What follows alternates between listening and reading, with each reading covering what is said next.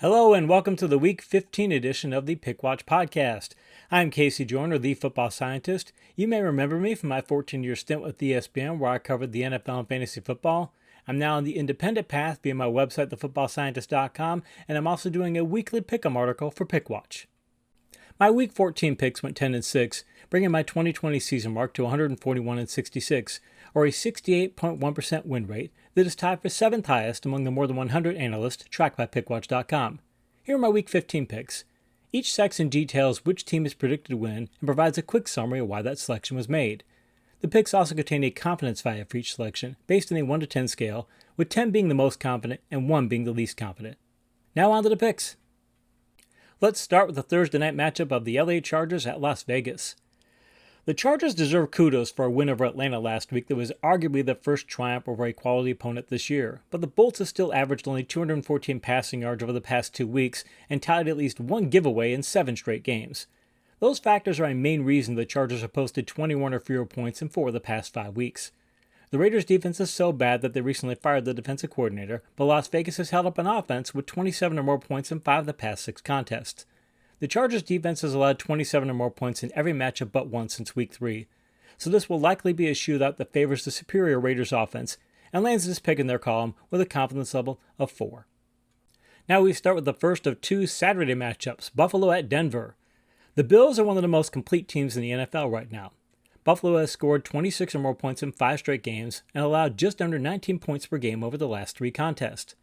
Take out the Arizona matchup in Week 10, and the Bills' defense has given up an average of only 66.5 rush yards in their last 4 contests.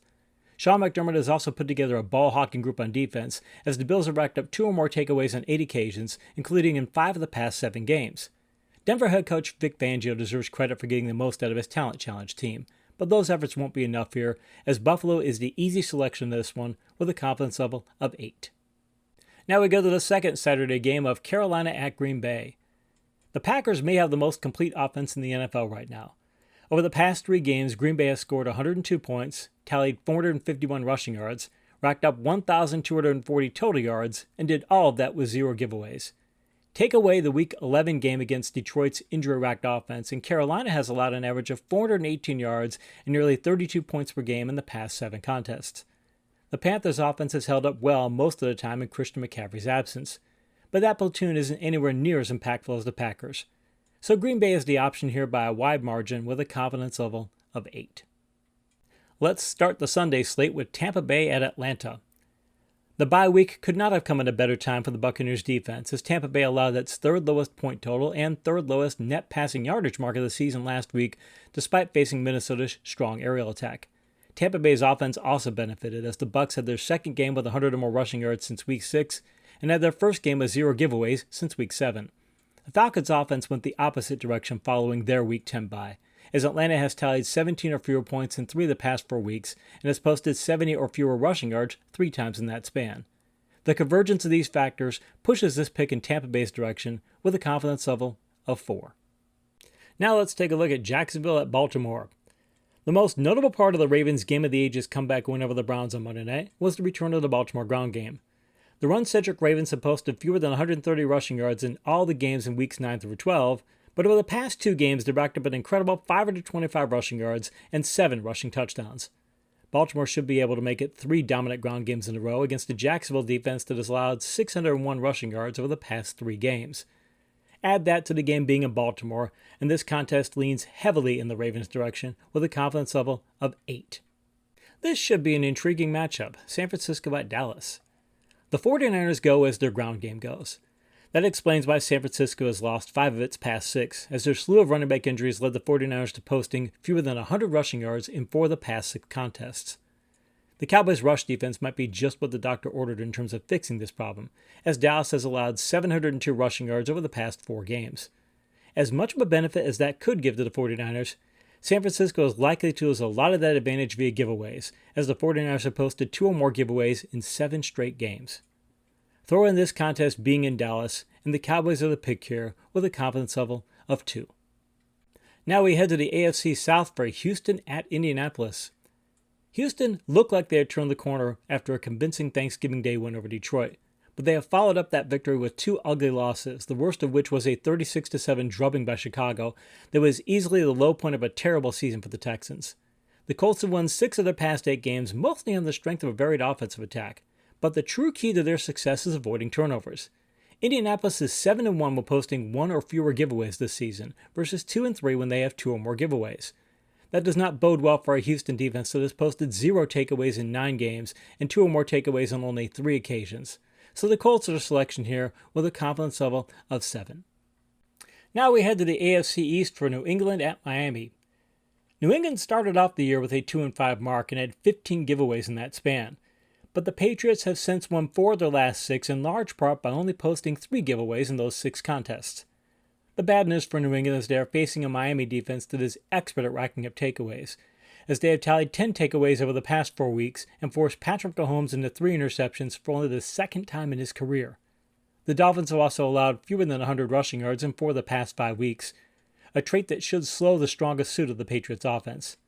Merge all these factors with this being a home contest for Miami, and the Dolphins are the selection here with a confidence level of 6. Next up is an NFC North battle that has potential playoff implications, Chicago at Minnesota. Chicago has seen an offensive renaissance with 91 points scored over the past 3 weeks. Part of this is due to the quarterback change, but a ton of the credit has to go to a vastly improved ground attack that has racked up 430 rushing yards in that span. Minnesota's rush defense has allowed 100 more rushing yards in all but 3 games this year, so Chicago can keep that trend going, but the Vikings have tied 307 rushing yards over the past 2 games and thus can offset this advantage. This is one of the true toss-up matchups of Week 15, but with Minnesota having an edge in offensive passing talent and hosting this contest, the Vikings are the pick with a confidence level of 2. Now let's take a look at Detroit at Tennessee. Few running backs in NFL history bring to mind favorable comparisons to Earl Campbell, but Derrick Henry is part of that rare group. The Titans have racked up 150 more rushing yards in 4 of the past 5 weeks, and it's led to Tennessee posting 30 or more points and 420 more offensive yards in 4 straight games. Both of those trends should continue against a Lions squad that has allowed 102 points and 337 rushing yards over the past 3 games. Detroit's offensive consistency is why Darrell Bevell got the interim head coaching job, and he will not hesitate to go with a shootout game plan, but the Lions don't have the offense to offset Henry, so the Titans are the selection here with a confidence level of 7. This is a matchup that we wouldn't have expected to be this impactful at this time of the year. Seattle at Washington. The football team is the turnaround story of the 2020 season, as they have the lock for comeback player of the year in Alex Smith and have won 5 of the past 7 after starting the campaign 1-5. Defense has been the key, as Washington has allowed an average of 13.8 points per game over the past month and has racked up 8 takeaways in that span. Seattle's defense has been a sieve for most of the season, but over the past 3 games, the Seahawks have allowed 37 points and just shut down a Jets club that had scored 27 or more points in 3 out of its last 4. Both teams have equal paths to victory, so Washington is to pick via home field advantage with a confidence level of 1. This is another entertaining game on the Week 15 slate, Philadelphia at Arizona. The switch to Jalen Hurts at quarterback forced the Eagles to make a much-needed move to a more power rush-centric offense. That alteration vaulted the Eagles to a season-high 246 rushing yards and ended a 4-game streak of Philadelphia scoring 17 or fewer points. Arizona ended a skid of losing 4 out of 5 on the strength of Hassan Reddick racking up 5 sacks and 3 forced fumbles, which led to the Cardinals' defense giving up season lows in offensive yards and first downs allowed. The Eagles' lack of a viable passing attack and Arizona having home field advantage combined for an edge that pushes this game into the Cardinals column with a confidence level of 3. Now we get to the mismatch of Week 15, the New York Jets at the LA Rams. Just when it looked like the Jets might be turning a corner, they had the late-game defensive collapse against the Raiders and then had what was arguably the worst game of the season in a 40-3 loss at Seattle. That is an awful trend in a matchup against a Rams squad that has won 4 of its last 5, largely via a powerhouse defense that allowed 251 or fewer offensive yards in 3 of the past 4 games and has racked up 15 takeaways in the past 7 contests. These factors all point toward the Rams dominating the Jets in a similar manner to Seattle, so Los Angeles is the easy pick here with a confidence level of 9. Now we look at the marquee game of Week 15, Kansas City at New Orleans. The Chiefs' offense is beyond phenomenal. The aggressive and highly creative game plan of Brian Flores and his staff led to Miami posting 4 takeaways and 3 sacks while allowing only 94 rushing yards and forcing 2 3-and-out drives against Kansas City last week, yet the Chiefs still scored 33 points and racked up over 400 offensive yards for the 9th time this year. Taysom Hill has done a commendable job filling in for Drew Brees, but New Orleans has scored more than 24 points only one time in the past 4 weeks. Even if the Saints' powerhouse defense can mimic some of what Miami did well last week, the Chiefs are still more than capable of posting 30 or more points, and thus are the preferred option here with a confidence level of 5. This should be a fun Sunday night matchup, Cleveland at the New York Giants. Cleveland had a 5-game stretch from week 6 to 11 where their offense struggled mightily, but that is certainly not the case anymore. The Browns have scored 110 points and tallied 1,410 offensive yards over the past 3 weeks, despite having one of the least talented group of wide receivers in the NFL. The Giants' offense looked to have turned a corner offensively in late October, but they have collapsed since their Week 11 bye. Over the past 3 weeks, New York has posted a meager 43 points and set season lows in points scored, offensive first downs, and net passing yards against the Cardinals. Barring a miraculous turnaround, the Giants' offense simply won't be able to keep up with the Browns. So Cleveland gets this pick by a strong margin with a confidence level of 8. Now we go to what could be kind of a dud of a Monday night game, Pittsburgh at Cincinnati. The Steelers should have seen this coming, as a club shouldn't ask an old quarterback to throw the ball an average of 40 times per game over the course of a season. Pittsburgh's abysmal rushing attack is a main factor in the decision to put the ball in the air so frequently, as the black and gold have posted fewer than 50 rushing yards in 5 of the past 7 games.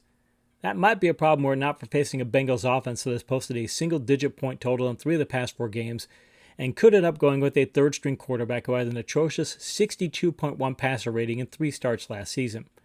Combine that with the Steelers' pass rush that has a sack in an NFL record 70 straight games, facing a Cincinnati offensive line that has allowed 10 sacks in the past 3 weeks, and Pittsburgh is the slam dunk choice with a confidence level of 9.